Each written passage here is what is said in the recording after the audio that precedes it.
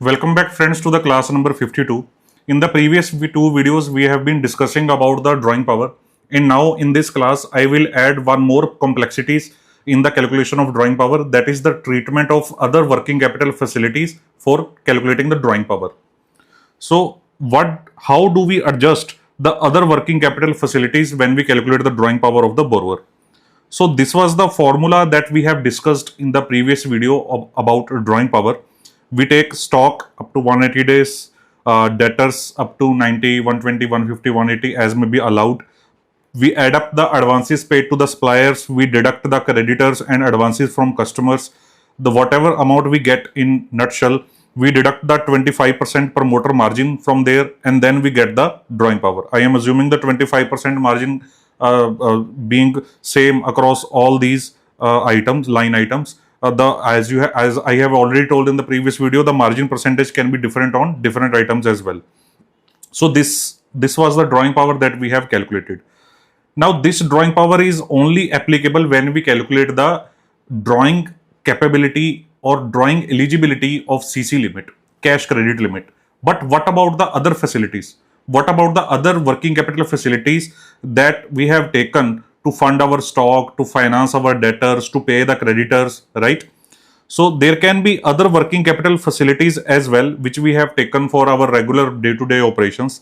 For example, the packing credit limit, both pre-shipment and post-shipment packing credit, the overdraft limit, the bill discounting limit, the channel finance limit, the buyer's credit limit. These are the all examples of other facilities that we have taken for working capital purpose. So if I summarize this, I will say other working capital facilities can be beyond these facilities also. Why? Because there can be other type of facilities which can evolve by the time as we go on into the future, which may help to manage your working capital in the business.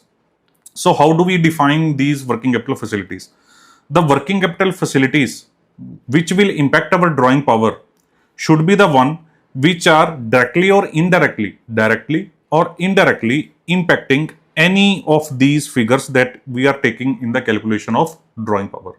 So any working capital facility, I am again naming any working capital facility which is directly or indirectly impacting our stock figure, impacting our debtors figure, advances to supplier or creditors or advances from customer, will be having impact on our drawing power and will be counted as normal working capital facilities. For example, the packing credit, EPC, export packing credit, that is pre-shipment credit, helps us in financing our stock or paying our creditors, right? The post-shipment packing credit helps us in financing our debtors. The buyer's credit facility helps us in repaying our creditors, thus financing our stock, right? The bill discounting facility finance our debtors. The channel finance facility finance our stock and creditors. So these facilities that I have taken the example of, these facilities directly or indirectly impact the figure of stock, debtors, advance to suppliers, creditors and advance from customers. So all these figures, all these facilities impact the figures of stock, debtors, creditors included in the drawing power formula. So let us suppose that, suppose there is stock of rupees 100. There is stock of rupees 100 and I am calculating the drawing power for cash credit limit. By drawing power, I want to say that this much investment has been done, by the business in total in these assets or liabilities. This much is the net investment is done by the business.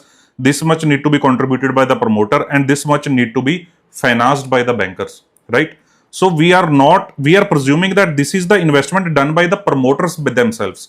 So suppose if there is stock of rupees 100 included in this figure, this 100 rupees stock was financed by using the pre-shipment packing credit facility. So the investment here total does not represent the total investment done by the business, because part amount of the stock is also financed by some other banker by way of packing credit facility, by way of buyer's credit, by way of channel finance, as the case may be. So right, so if we don't take the impact of these other facilities, what will happen? We will consider this 100 rupees stock in our calculation. We will calculate 25% margin and we will give 75% of it as drawing power for cash credit limit, while actually we should not have taken the full 100 rupees figure in our calculation, because out of this 100 rupees, partial amount is already funded by the bank, and by allowing 75% of it, again, we are kind of funding the client two times by same facilities, right? So it may increase the risk of diversion of funds in the future. So to explain this more simply, let us take an example. Suppose the client is having cash credit limit of rupees 100 lakhs, cash credit limit of rupees 100 lakh, and packing credit limit of rupees 50 lakh. 100 lakh limit he has used in his business and 50 lakh rupees he has used in his business. This packing credit facility is used to finance his stock. It is used to purchase the stock or repay the creditors, as the case may be. So suppose these are the figures in his business. The stock is rupees 80, the debtors are rupees 100, and creditors are rupees 20. Remember, these are the consolidated figures. Consolidated figures. There is no bifurcation practically available as to how much stock is financed by the packing credit facility. No client gives you this practical bifurcation of their stock or debtors, that how much of that stock or debtor is financed by the other working capital facility. If they give such declaration or give such bifurcation to you, then your job will be more easy, because you can exclude that stock or debtors in your calculation of drawing power. But practically what happens, they don't give any bifurcation to you. You are given only the consolidated figures. Whenever you see the balance sheet also, the cumulative figure of stock, debtors and creditors always appear in the balance sheet. You are not able to bifurcate as to how much of that stock is financed by some other working capital facility other than the cash credit facility. So if we calculate the drawing power from this, we will find that 80 plus rupees 100 minus 20 and 75% of it, 120 lakh rupees is the drawing power of the client. Means client can draw 120 lakh rupees of worth of cash credit limit, but his cash credit limit is already lower than 120. So he is using appropriate limit level in his business. He can use maximum 120, but he is using 100. That is fine with the bankers. So seems okay for the business, right? But remember, we have not considered the impact of other working capital facility in our calculation.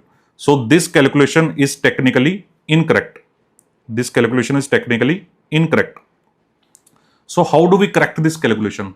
There are two schools of thought in this, right? So you have to follow that school of thought which is followed in your concerned banker, right? I will not emphasize on to which method you should follow. Ideally, you should follow, or you should counter your policy team to change the method that they should follow, right? Whatever method they follow, it is their approach only. I will tell you the two methods that is generally followed in the banks. First is approach one. What is that approach? This approach says that total stock is rupees 80 consolidated, total debtors are rupees 100 rupees. You have taken 20 rupees worth of support from the creditors, and you have taken 50 rupees worth of support from the other working capital facility as well.